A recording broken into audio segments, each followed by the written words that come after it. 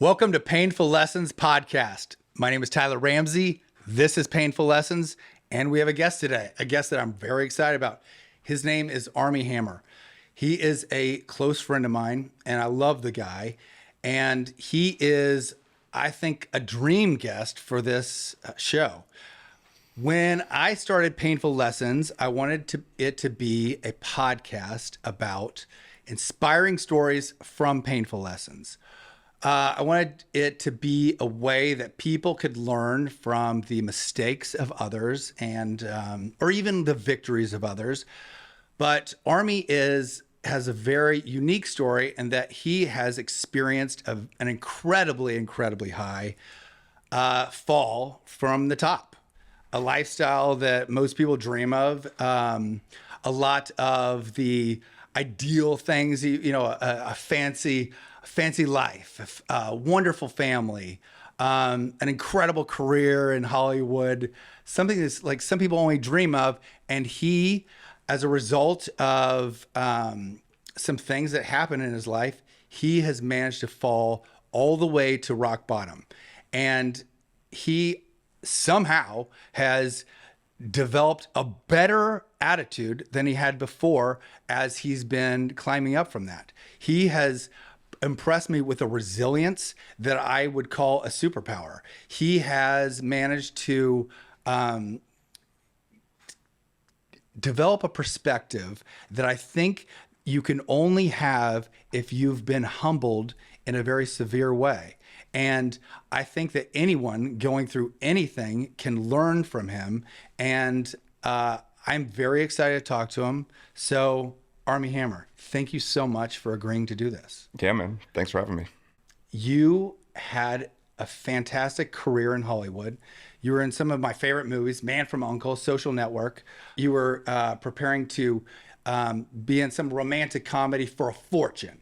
You were getting ready to produce and star in a killer series that sounded amazing. You also lost access to your kids. Mm-hmm. You're a great father, and I know you see them a lot, but it's a huge deal to all of a sudden lose the full access that you have when you're in a family. You lost your family. You went from being guest of honor at everyone's table to, I hope you don't mind if I just tell one kind of example. You were invited to a wedding, and you were in the wedding, and right before the wedding started, you were asked to stand apart from any of the photographs. Yeah. And that must have been a crushing thing. Yeah. That's the best example of how you went from guest of honor to being, hey, listen, you can be here, but just don't be in the photographs because you've become very controversial. So you got canceled in Hollywood. I know you will say that you have behavior that you regret or that you're incredibly embarrassed about, but the consequences have seemed very severe. And I would be remiss if I didn't say, as one, as your close friend, but also as someone who has been close to you through a lot of this, I have seen incredible discrepancies between what has been put out into the public versus what I have seen and know to be the truth. And it fills me with rage. And I think that it would be easy for us to dive into all of these discrepancies and to focus on you making sure that you get your truth out in a lot of these accusations and everything. But that's not what this interview is. This is, and what the only reason you said yes is because I asked you to be of service. I said, I think that someone can learn from the struggles that you have experienced and the amazing way that you've developed an incredible attitude. You seem happier and more well-balanced now than you were before you went through everything. Yeah, by far, yeah. I want to make sure we cover everything that is involved in the recovery from that place. So let me just start with this. Is there any, what has been the most helpful thing for you to stand up and say, I'm going forward and I'm going to do it with a smile on my face? Yeah, it's really tough to answer that question in kind of a concise way because there's been 3.5 years now of painful lessons, and that's 3.5 years of wisdom gleaned from them. So to kind of put that down into a soundbite, it's really tough, because in the beginning I was learning lessons about sort of acceptance and just having to deal with whatever the fuck is going on and deal with it in a way where I don't cause more wreckage or more damage, either to myself, to my kids. When all of this really kind of started for me, it felt like I was in a tornado. It felt like the only thing I could do was cover my head and protect my neck. Even though I had instincts of lashing out, even though I wanted to go out there and be like, this is crazy. Like, what is everyone talking about? Like, there were things that people were saying about me that just felt so outlandish. Cannibal. Yeah, that I was a cannibal. It's now I'm able to sort of look at it with a sense of distance and perspective and be like, that's hilarious. Like, people called me a cannibal and everyone believed them. They're like, yep, that guy ate people. And you're just like, what? Like, what are you talking about? Do you know what you have to do to be a cannibal? You have to eat people. Like, how am I going to be a cannibal? Like, it was bizarre, right? I don't, but here's what I will say about it. Even in the indiscrepancies, even in the whatever it was that people said, whatever it was that happened, I'm now at a place in my life where I'm grateful for every single bit of it. I'm actually now at a place where I'm really grateful for it, because where I was in my life before all of that stuff happened to me, I didn't feel good. I never felt satisfied. I never had enough. I never was in a place where I was happy with myself, where I had self-esteem. I never knew how to give myself love. I never knew how to give myself validation. But I had this job where I was able to get it from so many people that I never had to learn how to give it to myself. If ever I was feeling shitty about myself, I'd go on Instagram and look at the comments under a selfie that I posted. And people would be like, you're so great, you're so this, you're so that. And I'd be like, yeah, okay, that feels good. But I was a black hole. No matter how much compliments, no matter how much adoration, no matter how much whatever people were throwing my way, as soon as it went past the event horizon and into me, it was a black hole where it just disappeared. Nothing stuck. And I didn't feel good about myself. But I had this tap that I could turn and get all of that. And when that tap ran dry, and it didn't just run dry, instead of adoration or whatever, it started running with just hate. Hate, like on a global scale. Hate. It was a crisis. A spiritual crisis, an emotional crisis.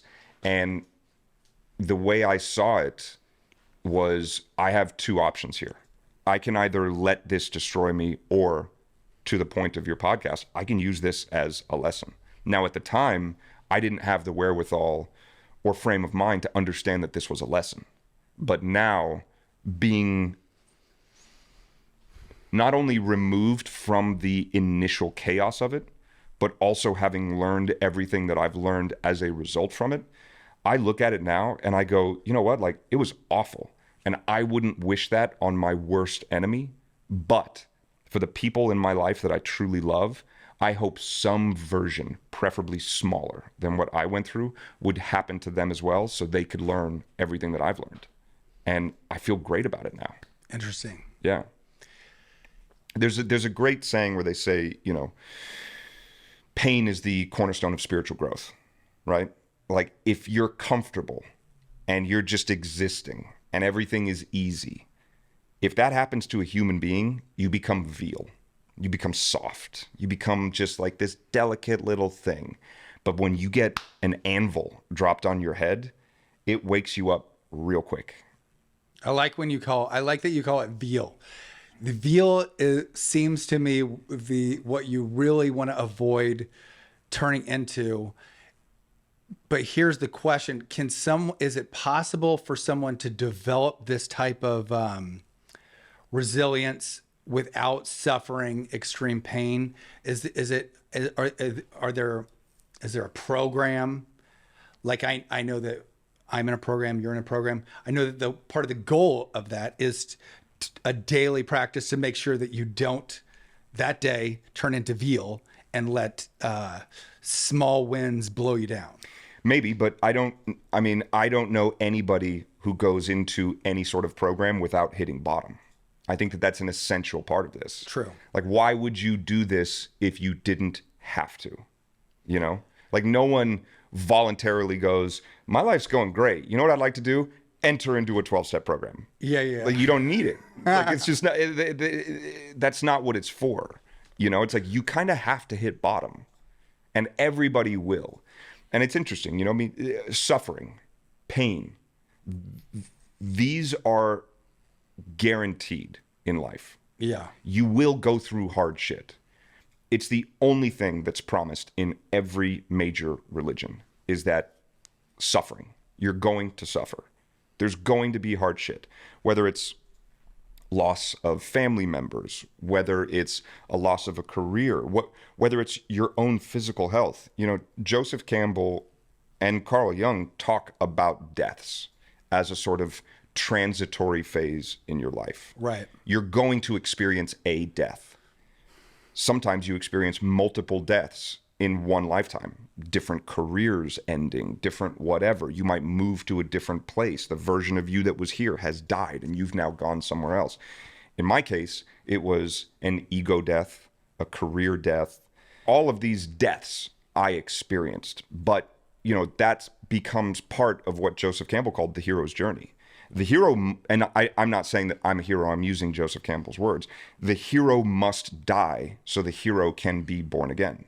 If you don't experience these deaths, you're going to just keep going with whatever that life is. But if you can access the idea of death as a transitory phase into the next part of your life, right, then you end up being grateful for all of these little micro deaths. And I'm really lucky that my death wasn't a physical death, because the path that I was on before, you know, I was burning the candle pretty hard on both ends. And, you know, there's only a couple different ways that that story ends. And I'm really grateful that it's almost like a neutron bomb went off in my life, right? It killed all the people. It killed me. It killed my ego. It killed all the people around me that I thought were my friends that weren't. All of those people, boom, in a flash, went away. But the buildings were still standing. Yeah. I'm still here. I still have my health. And I'm really grateful for that. I have one thing that I think that I should apologize for. And when everything was going crazy, right? And there was accusation after accusation after accusation. And it felt like there's 1 month where it felt like you were getting hit with cannonballs every day. Mm-hmm. And whether it was like a cannibal thing and sometimes I knew, because I was right there or was just very clear about all the information. I knew that there were things that were said that I was positive were untrue, and factually and I would come to you and with all of the rage that I had, and I would try to pump up your rage and be like, attack, fight. And I think that isn't the role of a good friend. I think that if anything, I think the one thing that has worked for you is that you have managed to deal with all of this without holding a severe amount of resentment. That's a miracle. Yeah, I mean, there is no apology needed. If you feel like you have to make it, apology accepted. But, you know, I wouldn't say that that's necessarily true for a couple reasons. one, like there was a sort of, there's an aspect of that where there is a good friendship in there where it's like, I'm on your side and like this makes me angry. And that's always appreciated, especially when it felt like everyone was turning against me. To have someone in your corner felt really good. So like I do appreciate that. And the other thing that doesn't feel necessarily true is the idea that I didn't have any resentments. You know, it's like I had a shitload of resentments against everyone, against institutions, against myself. I was chock full of resentments because I feel like that's a very natural human reaction. When you feel like something awful is happening to you, you get angry about it. But you know, through work that I've done, I've come to realize that those aren't going to do me any good anyway. Like, I'm not going to get through something because I have a resentment. I'm not going to feel better because I have a resentment. You know, it's like that whole idea that having a resentment against someone is like drinking poison and hoping that they get sick, right? So it's like, I can be chock full of resentment and it's not going to change the situation. So why not do some work to let these resentments go? And some of them were extremely difficult to let go of. Some I still wrestle with to this day. But when they pop up now, I have tools and things that I can do to sort of like process them. Because ultimately it's not going to help me. And again, like if I go back to the idea that whatever was said, whatever happened, whoever was involved, they were all, in a sort of grand cosmic sense, elements of me learning the lessons that I had to learn anyway. So instead of being resentful towards these people, maybe there's a way I can be grateful for it. We have exactly the same, we have close to the same amount of time in sobriety in recovery. We each have 3 years plus, and you have 9 more days than me. That bugs me. but Would you say you have a resentment about that? I wouldn't say I have a resentment, but there's something that's negative. There's a competitiveness that's negative. Yeah. That if you all of a sudden fell off the wagon, or you, there would be a minute where I go, oh man, now I'm beating him. And I go, oh, it's too bad. I appreciate the support, Tyler. That's what friends are for. I don't want you to, but there would be a second of, oh, geez. It's weird because I got a DoorDash last night of just a bottle of vodka. Was that you? Yeah. DoorDash strippers and vodka. Yeah. So I know we're both in a program, and I want to know how valuable a program is for you. If there are other things. So we both checked into a rehab at the same time. You went to one place, and maybe you want to talk about it, maybe you don't. I went to a place that's a very Christian rehab. It's like the most strict, hardcore place around, but it fixed me and gave me the spiritual awakening that you hope to have. So what's working for you? Because your life had become unmanageable. And you had to reach out to a higher power and get help. So what's working for you now? What saved you? Yeah, the 2 treatment centers we went to were very different. You know, mine was very much a sort of like dual diagnosis place where they deal with addiction issues, which I have been afflicted with my entire life, as have you. But there was also an emotional and psychological aspect of mine where the focus was, yes, you have these maladaptive coping mechanisms. When you're angry, you drink or use drugs or use certain process addictions to make yourself feel better. When you feel good, you drink or you use drugs or use certain process addictions because you deserve it. So it's like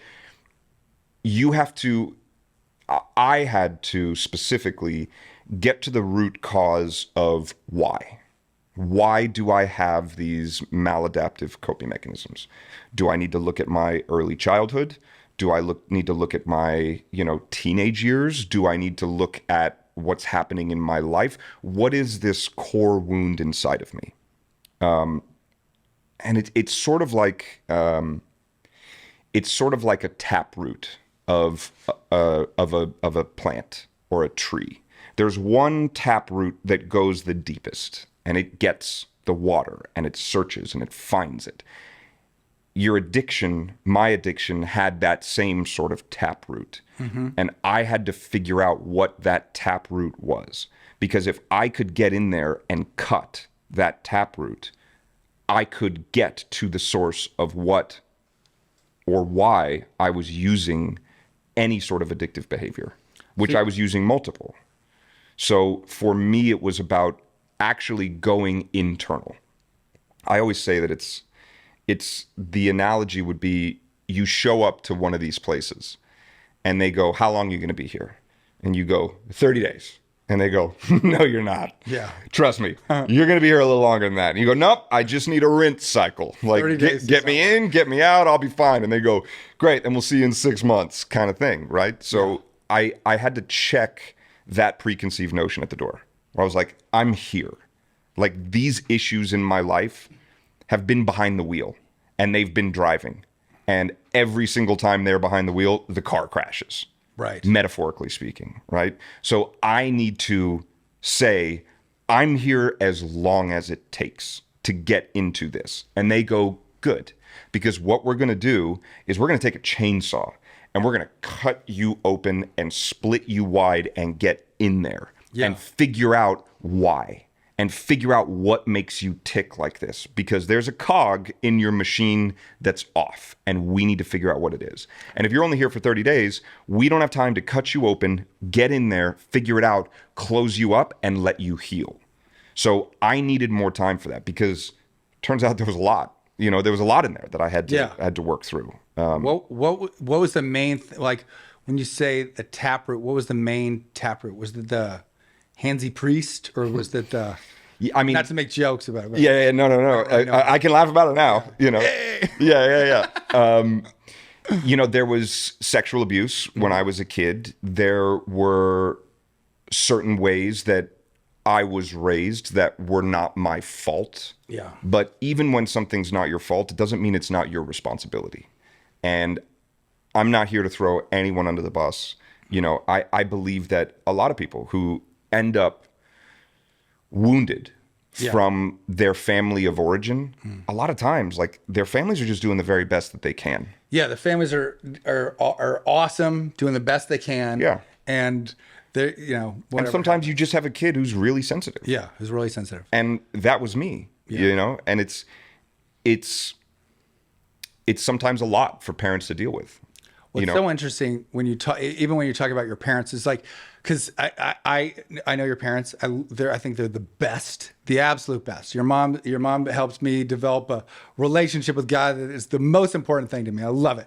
And then your dad was maybe one of the greatest personalities and most vibrant figures, and was in many ways a father figure of mine. And he has died recently, and he died of brain cancer. Mm-hmm. It was so quick, and you had to deal with that. Man, I loved your dad. He was so good. He was the best. Yeah. Jeez, what an amazing guy. But that just as a quick aside, that's also one of the beautiful benefits that came out of everything that happened to me. Explain. You can only connect the dots looking backwards, right? So everything in my life falls apart. I lose all my representation. I lose all of my work. I lose everything, right? At the time, I think this is the worst thing that's ever happened to me. But when I look at it now with a sense of perspective, and albeit a much healthier perspective, I'm able to look at things like, for the last couple of years, I've taken my kids to school every single day. I've picked them up every single day from school. I drive them around. I take them to what they need to do. And then I take them home to their mom, at least when I'm in town, I do this. And the best kids. The best. Yeah. I love my kids more. I love my kids. They're amazing. But with my dad too, he got sick. I showed up at his house one day, and there was just blood all over his house. And I walk into his bedroom, and he's laying on his bed naked, and he's talking to his mom, who died probably 12 years prior. And I was like, what the fuck is going on? So I put clothes on him, and I drove him to the hospital. And they immediately put him in for a CAT scan, and they found a tumor in his brain the size of a grapefruit. And I was then able to, for the last year of his life, take care of him. I changed his diapers. I cooked food for him. I took him to doctor's appointments. I showed up as a son, as I should have shown up for my father. If I had been working for those 3.5 years, like I was working before, I would have been gone for 10 months a year. I would have missed the entire thing. Instead, I got to sit there with my dad until he had cognitively declined to the point where we couldn't do this anymore. But I got to sit there and have the conversations with him and tell him, like, you know, Dad, I'm going to be okay. Like, it's okay. And we talked about his fear of death. We talked about his regrets. And I got to be there and hold that space for my dad. And I would have never done that if I was still working. I would have been too self-involved. You would never. I would have never done it. I would have never done it. And it's interesting, right? This is yet another thing that's come out of this is, you know, when I lost my dad, there was a lot of sadness. Even though for most of my life, we were close, but we weren't that close. That 1 year did so much to repair our relationship in so many different ways. Yeah. That when he passed, there was obviously sadness that he passed, but there was no regret about how I spent that time. Because I truly believe that sadness is something that will fade, but a regret of how you spent your time is not. That's true. Regret of how you spent in those last kind of days, man, it's like anyone who's going through that, you always tell them, suck it up, go over there, say things that are really uncomfortable. Yeah. Get in their face. Yeah. Do everything that you probably don't want to do. Yeah. And you will never regret it. Never. And then my stepdad died before your father died, right? No, after. After, because I remember we were both going through this at the same time. And then I remember going over to see your father so often. Yeah. Yeah, you showed up all the time. Man, gosh, both your parents, total legends, total legends. I just love them. But it is fantastic that you look at this as a blessing. There's something, I think they call it the gift of desperation, that all of a sudden so many beautiful things happen because you get so desperate that you reach out in different ways, or it's really spectacular. Was there I think you've discussed this before, but there was a point where you were like, I can't handle this. I'm just going to end this. And yeah. I mean, I read about it in an article. Yeah. How did you, can you talk at all about that? And then how did you then bounce higher than that? So there were a lot of times where I thought, I can't take this anymore. Like, this is too much. This is more stress than a human being has ever been evolved to deal with. You know, I mean, for 300,000 years of Homo sapien evolution, the most stressful thing that could happen would be, you know, a blight is on our crops, or, you know, the planting season was ruined by weather. Yeah. Like, that would be the most stressful thing a human being would have to deal with.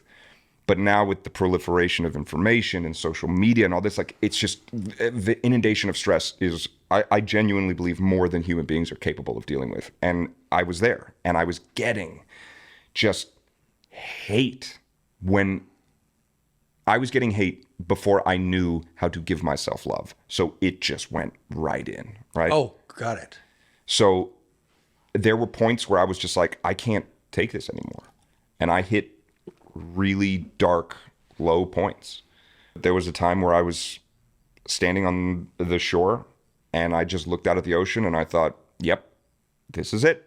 And I just swam out really fucking far. And I thought, you know what, like, I'm done. Like there's nothing back there for me. And I got out really far and then was just laying there. And I mean, it's kind of like a half-assed suicide attempt, you know, but like I was there and I was in it and it seemed like the only option for me. And then an image of my kids popped into my head, standing on the shore saying, "Where's Dad?" And I was like, I can't do that to my kids. So I swam back. But this is right when I had gotten sober. But when I got sober, all of my coping mechanisms for how to deal with feeling like shit went away. But the stress and the things that made me feel like shit were still there. Right. So I had no tools how to deal with them because like the only tool I had was also killing me and making it worse. So I gave that up. So now I got nothing. And so basically what happened is like I had to come to terms with the fact that sometimes you're just gonna feel like shit. And I still have days where I wake up and I just feel like shit. You know, I have a therapist who I've worked with for years who's been amazing. And one of the things she says to me is, addicts are the only group of people on the planet who feel like they deserve to feel good every day. As opposed to just being like, you know what? I feel like shit today. That is interesting. Yeah. It's like, I feel like shit today. Okay, what are you going to do about it? Nothing. I just feel like shit. Maybe I'll feel better tomorrow. That little thing took me years to understand. That I can feel like shit and I don't have to do anything about it. I can just sit and allow myself to feel like shit. Because a lot of times, the resistance to the disturbance is the actual disturbance. So you saying, I feel like shit, I feel like shit, I feel like shit, is way worse than just being like, you know what? I feel like shit. What are you going to do? I don't know. Go for a walk. It really was. There was a period where I thought I remember thinking that there was a 50-50 chance you would kill yourself. And it was the period where it just didn't let up. You know, at one point you're getting a call from an agent and he says, they're very nervous about this J-Lo movie because of the stuff that's coming out. And then you're like, oh man, I'm sure this will work out. And I remember trying to pump you up after each thing, and then even that was exhausting. And then, oh man, now you lost that movie. But you know that's probably not going to affect this other TV show because you know that's not shooting for a little while. And then, oh my gosh, you also lost that TV show. Oh my gosh, and then you and I had just pitched. It was like the best meeting we've ever had. We pitched that documentary to Apple about runway modeling, and then we got a call from that guy. He's like, no, that's not going to work out. And all the other projects you had with them is not going to work out. And just even having a taste of the loss, I'm like, oh my, this is overwhelming. Okay, if I am looking for guidance, there are three sources that I go to. One is the Bible, and geez, you couldn't have a better guide than David from the Bible, who is, just the king of making mistakes for himself. And then I also am crazy about Russell Brand's book about recovery. In many ways, that's my Bible for recovery. And I'm so in love with that. The audiobook is spectacular. And then I also am nuts about the Stoic philosophies, and the guy that breaks them down so well is Ryan Holiday. And I also love Meditations from Marcus Aurelius. Sure. And it seems all of that stuff is, look, a lot of stuff that happens to you, you can't really affect, but you can change how you respond. 100%. And how you, okay. So I'm curious, what are books that you lean on?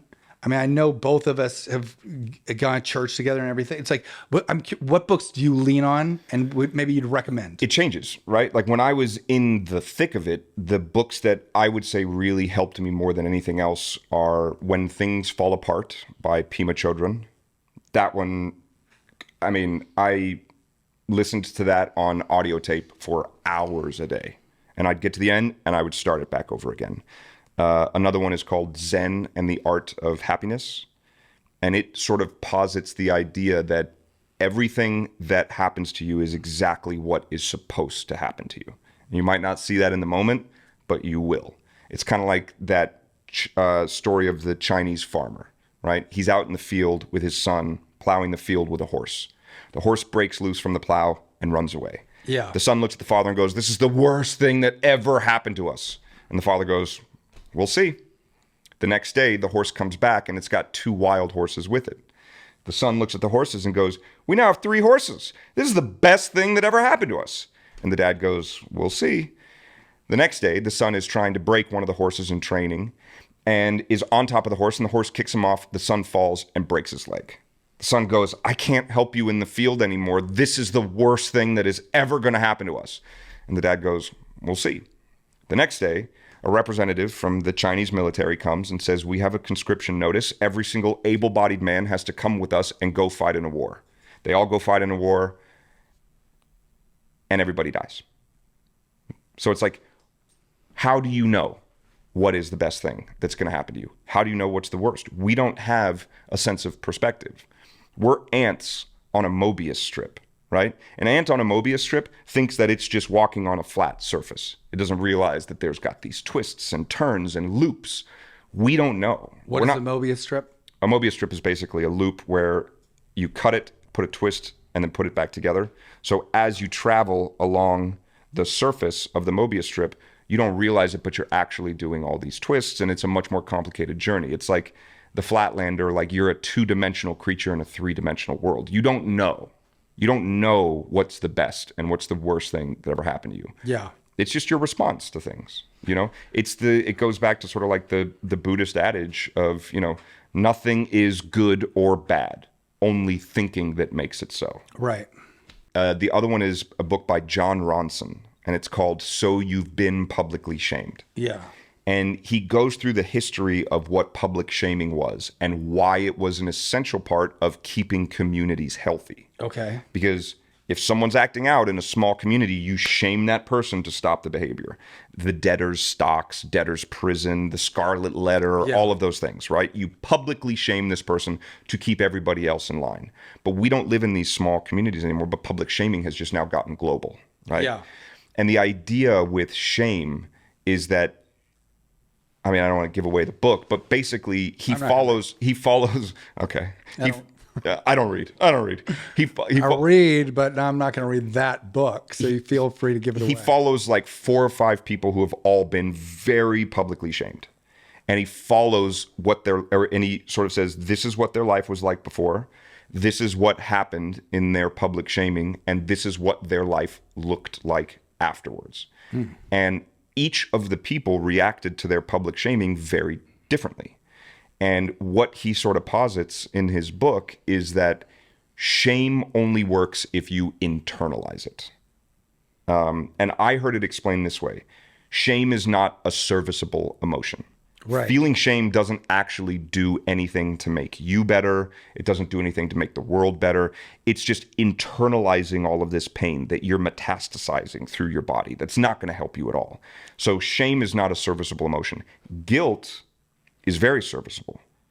Guilt says, I did something wrong. I shouldn't have done that. I'm going to learn from this. Shame says, I am a bad person. Right. So if you internalize the shame that people are putting on you, it'll wreck your life. It'll drag you down. And it's also not going to help in any serviceable way.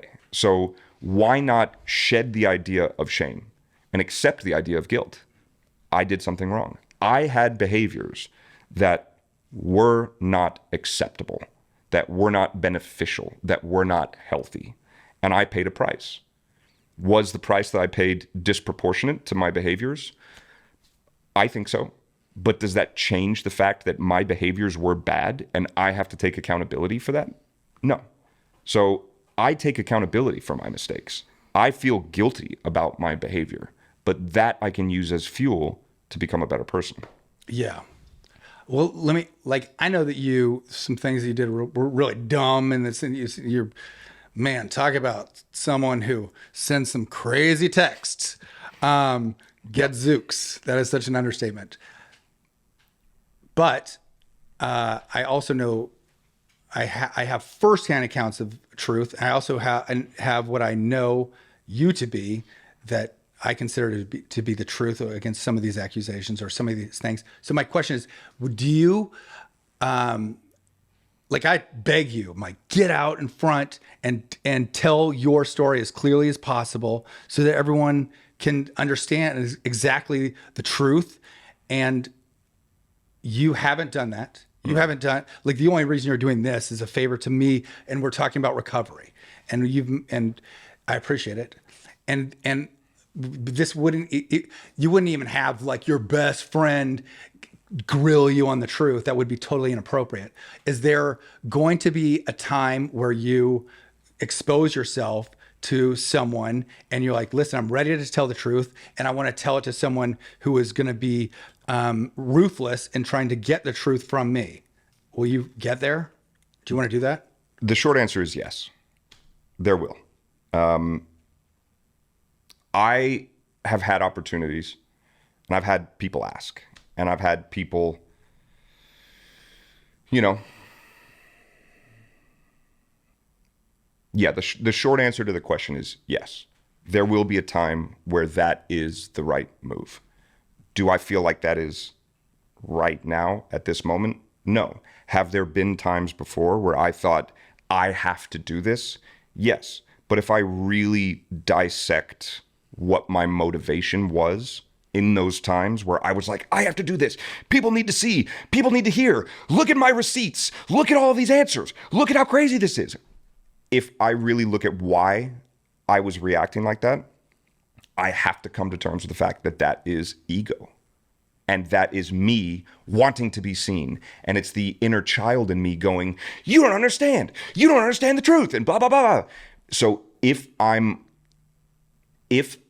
am accepting and grateful for the thorough destruction of my ego, which I am, then I can't be in a place where I'm making decisions based on ego. Because then it's a remnant of the old me that I need to let die. That guy has to die, and that death has to be thorough. Ego death, behavior death, all of those things, that has to be thorough. Will there be a time where I go, you know what? This feels right now, and this is clearly the right move. Here's what I got. Yes, but I have to make sure that that comes from the right place, or else all I'm doing is holding on to a vine as I'm swinging through the jungle, and I get a hold of a new vine, which is my new life, my new me, and I'm refusing to let go of that vine. Right. Is there, I feel like we got off of one thing that, like I was just saying, that I really think that I really admire how Mel Gibson has, I haven't met him, but I know that he he was publicly shamed, and he said some crazy stuff when he was really drunk, and it's terrible what he said. But he, since then, I know a ton of people, and he has helped them when they're struggling. And I also know that you are available for people that are struggling. We have a mutual friend that you were with, and then he ended up dying from his disease, and you were right there. And then we also have friends that you personally have successfully helped. And if I had them here, they would say, Armie Hammer saved my life. And so that's something that, and just the program we're in, part of staying successful is to be of service. Is there, I know that you're not going to brag about things that you do. Can you talk a little bit about how important it is to be of service? Yeah, I mean, it's maybe the most important thing for me in my life, helping others, being there for others is my way of showing gratitude and my way of carrying forward what was done for me when I was in crisis. When I was in full-blown crisis, people showed up for me. People showed up in a way that I have never seen people show up outside of a recovery program. I don't think humans really do it naturally so much. But once you've hit bottom and someone holds their hand out for you and goes, grab my hand. It's right here. If you want it, I'm not going to grab your hand, but I'm going to hold my hand here. And if you want to grab it, you can grab it and I'll help pull you up. It's a great way of putting it. Yeah. So now I'm there with my hand out. That's what I am supposed to do. It's what helps me the most. It's also what gets me out of myself and out of my own bullshit. If I'm having a bad day, I'll call 3 people and be like, how are you? Right. What's going on with you? What can I do for you? And that keeps me healthy. That is something that people could, it helps. It always, Massively. if you're asking someone how they're doing, you're out of your head for a few seconds, Yeah. few glorious seconds. And by the way, you're out of your head for a few seconds. And this is one of my favorite quotes. If you're in your head, you're in enemy territory. Yeah. Because that's just going to take you down. Like, that's not on your side. Yeah. You know, especially if you've got whatever issues you've got. Like, you're going to hear some ideas and they'll go, hey, wouldn't it be a good idea to just set everything on fire? And you go, yeah. Well, oh, wait, I need to call some people, you know? Remember that guy that we helped, that we showed up and he was naked and he was barking and his dog was barking? And Yeah. he's fine now. Yeah. Do you think that there is, is there a person that you look up to that has handled something similar to what you've handled? Is there a person that you look up to? Yeah. Yeah. You know, this new... Who do you admire in the field of recovery? Or is that giving away names? Yeah, so this is what I would say. That pesky anonymity. Yeah. This is what I would say. I want to drop some names. Let's go. Okay, I got names. No, this is a very new phenomenon that we're going through right now. Yeah. What? Recovery? Cancellation. Oh yeah. You know, that whole thing. Oh, it used to be communism. I don't think. Correct. I mean, look, you know, it for sure. Like the blacklist. There have been periods in Hollywood where that's happening, but like this is now happening in other jobs across the board. Right. You know, it's like you have people who work in corporate America who are making some gaffe while having a conversation or putting something on social media that they probably shouldn't, who are then being publicly shamed on a massive scale. You could be a beer company. This part of it does feel very new. And there are people that this has happened to that I look at, or even sometimes that I've been in contact with, where I look at them and I go, respect. Like, you took a shitstorm in your life and you took that shit and you turned it to manure and now you're growing. In fact, like, if I really think about it, I would be hard pressed to find an example of someone who went through something like this and it didn't turn them around. Like, you'd have to be a pretty particular kind of stupid to get this kind of painful lesson and not learn. And I don't know what the life expectancy of that person would be. Because if you take a painful lesson like this to the face, Right. you really have 2 options. You stay in whatever place you were in beforehand, or you grow. And I don't know that there's a middle ground there.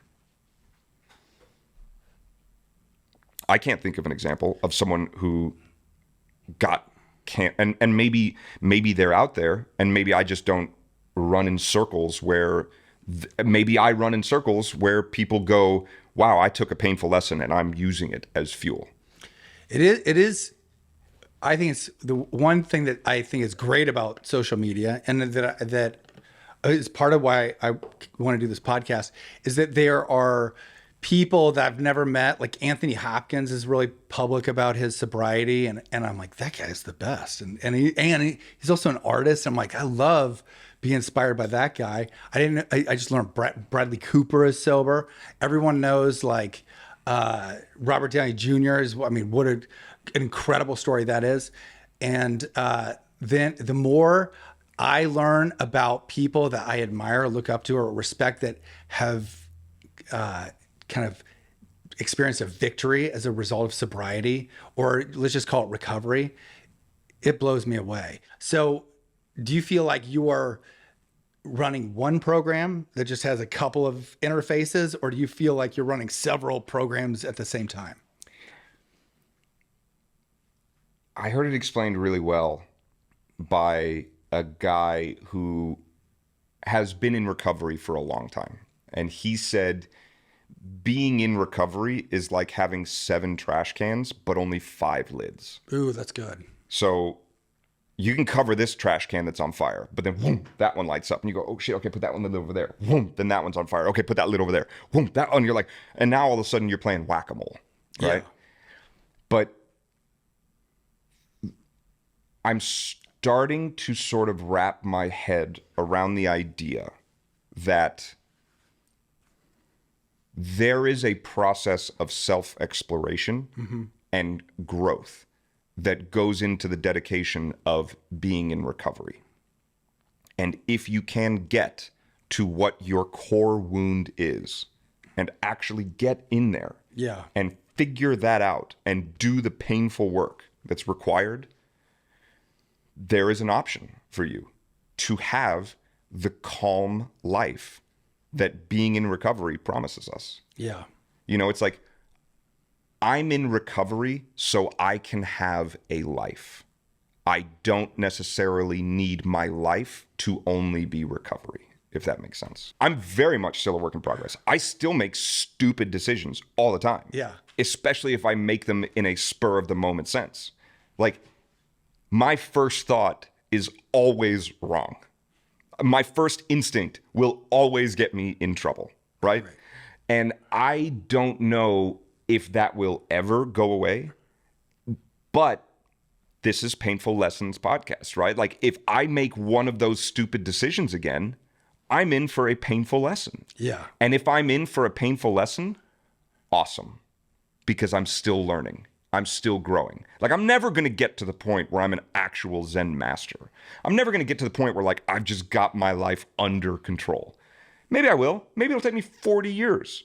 Maybe I've got 8 relapses in my future. I don't know.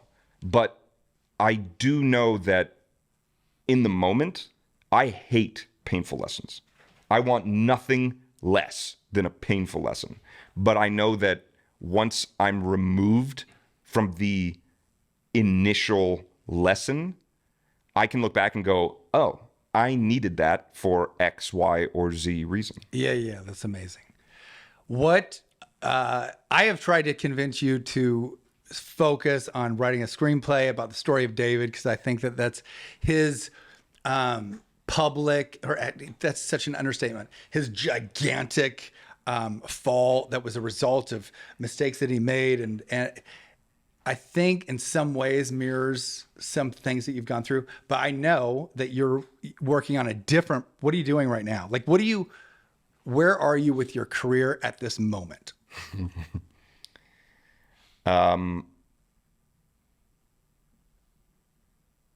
In terms of my career as an actor, I'm nowhere. But you're further, like, I know. Wait, let me explain. Okay. Let me explain. Where am I in terms of my career as an actor? I'm nowhere. I'm not getting jobs. I'm not getting into rooms to meet with people. I am not a viable commodity for the entertainment industry in terms of the Hollywood system. I'm not welcome to play in that sandbox for right now. I'm not allowed in that sandbox. But I'm an artist. This is what I love to do. I have done nothing my adult life except for make films and do plays. And it's what makes my soul sing. And it's what makes me happy. And it's what I love. It's my passion. It's my art. It's my form of expression. So even though I'm not welcome in their sandbox, I've just decided that I'm going to try to make my own sandbox. And if you won't let me play in yours, I'll go play in mine.